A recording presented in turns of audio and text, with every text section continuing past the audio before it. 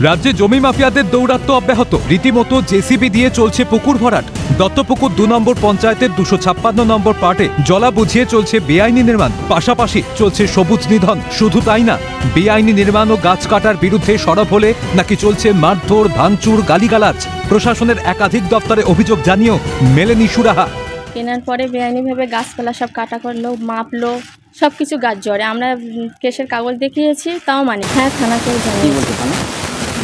থানাকে জানার মধ্যে এমনকি ওনারা সেই সিরাজ আমাদের দাদাইজি দিয়ে আমাদের মারধর করাচ্ছে, আমাদের ভাঙচুর করাচ্ছে, রেগুলার গাল দিচ্ছে। মানে পুকুরটা বুঝিয়ে দিচ্ছে যে আজকে ওনারা বোঝাচ্ছে জোর করে, কালকে অন্যজনা বোঝাবে, তাহলে জলটা পাস হবে কী করে? এটা লোকাল ছেলেপেলেই করছে বেশি। তৃণমূল দুজনা আছে।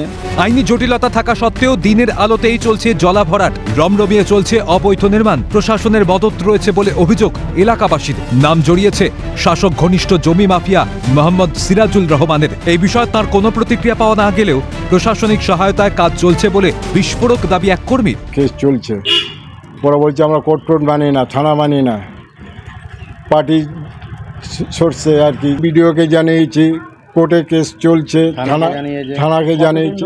গাছ কিনেছে গাছ জোয়ারিভাবে পিলার তুলে নিয়ে গাছ কে কোথার থেকে বললো? এটা বিএলআর। এবার থানাও তাতে সাফাই। তবে পঞ্চায়েত সদস্যের সাফাই, এই বিষয় নাকি তিনি প্রথমেই সরব হয়েছেন। পঞ্চায়েত প্রধানকে জানানোর পরেও কাজ চলছে বলে দাবি তার। অন্যদিকে আইনি পদক্ষেপ গ্রহণের আশ্বাস উপপ্রধানের। আমি আমার প্রধানকে বলেছি, উপপ্রধানকে বলেছি যে কাজ করছে তাকে বলি, কাজ চলছে।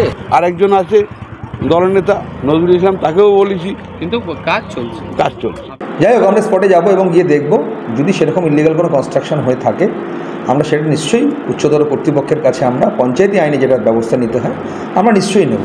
প্রশ্ন উঠছে, প্রশাসনকে বুড়ো আঙুল দেখিয়ে দিনে দুপুরে কিভাবে চলছে পুকুর ভরাটের কাজ? আদালতে বিচারাধীন থাকা সত্ত্বেও কিভাবে চলতে পারে বেআইনি নির্মাণ কাজ? তবে কি জমি মাফিয়াদের মাথায় শাসক দলের হাত? গোটা ঘটনায় সরব গেরুয়া শিবির। দত্তপুকুর 2 নম্বর গ্রাম পঞ্চায়েতের উপপ্রধান এসব করাচ্ছে তার লোকজন দিয়ে। প্রধান কাঠের পুতুল, যা কিছু করার উপপ্রধান করাচ্ছে। পুরো ব্যাপারটা বারাসাত ব্লক 1 বিডিও সাহেব সব জানেন, জেনে শুনে উনি অন্ধ ধৃতরাষ্ট্রের ভূমিকা পালন করছে। ঘটনায় ক্ষুব্ধ এলাকাবাসী।